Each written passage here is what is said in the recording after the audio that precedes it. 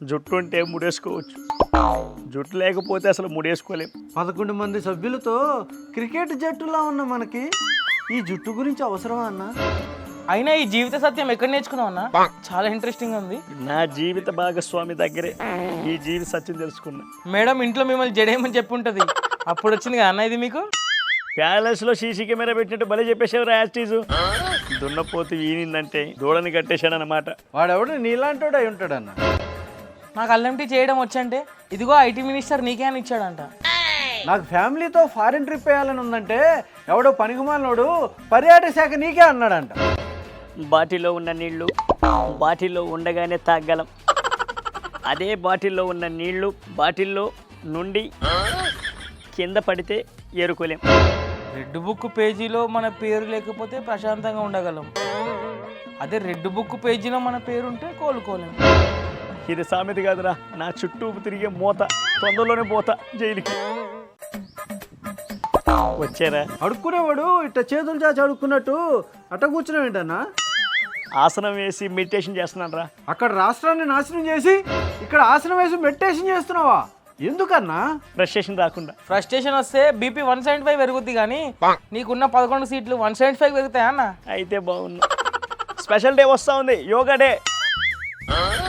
ఇందాక మీరు వచ్చేటప్పుడు నేను ఇక్కడ మెడిటేషన్ చేస్తా ఉన్నాను కదా, యోగా చేస్తున్న యోగిలా కనిపించలేదా? అడుగు మీద కూర్చున్న రోగిలా అనిపించావు. ఎందుకు? అయినా నువ్వు యోగా చేయడానికి పనికిరావు అన్న. ఎందుకురా? యోగా చేయాలంటే వంగాలి, మనం వంగం, వంచుతాం. కోకోనట్ కొట్టినప్పుడే తెలిసిందన్న నీ స్టామినా. ఇంకా కాళ్ళు పైకి లేపాలి. కాలు చేతులు తీసేయడం తెలుసు కానీ కాళ్ళు లేపడం ఏంట్రా?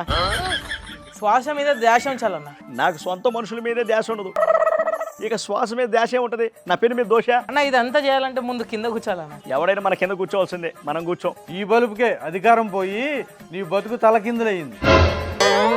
అన్న ఒక్కసారి నర్సిరెడ్డి చెప్పింది విన్నా? మా కాడ ముక్కోడు పోయిండు, మీ కాడ తిక్కోడు పోయిండు. ఏంట్రా అది? పొట్టోడని ఒకడు అంటున్నాడు, సైకోని ఒకడు అంటున్నాడు, తిక్కోడని ఒకడు అంటున్నాడు. ఏంట్రా ఇన్ని పేర్లు నాకు? ఆయన తప్పు చెప్పాడన్న. నువ్వు తిక్కోడి కాదు, దిక్కిమాలనోడివి. టీడీపీ పార్టీ ఎంత గొప్పదన్న. 100 రూపాయలు ఇచ్చి సభ్యత్వం తీసుకుంటే 5 లక్షల ఇన్సూరెన్స్ ఇస్తుందన్న. 100 రూపాయలు ఇస్తే నేను ఇస్తాను కదా ఇన్సూరెన్స్. నువ్వు ఇన్సూరెన్స్ ఇవ్వడం కాదు, 100 రూపాయలు ఇస్తే 10 రూపాయలు కూడా వెనకకి ఇవ్వు. తోట చంద్రయ్య లాంటి కార్యకర్త చనిపోతే తన కుటుంబంలో ఒకరికి గవర్నమెంట్ జాబ్ ఇచ్చి ఆదుకుంటుందన్న టీడీపీ పార్టీ. నీకు ఒకటి అర్థం కావట్లేదు, ఆ జాబ్ మన వల్లే వచ్చింది. ఎలా అన్న?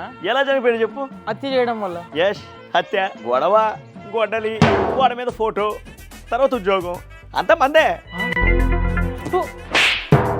ఏం వాసన వచ్చిందిరా అలా పూసావు? ఒక 5 సంవత్సరాలు బూజు పట్టిన ఎక్కువ స్మెల్ వచ్చిందిలే. నేను ఇంకా చచ్చిపోయిన ఎలకదనుకున్నా లేరా.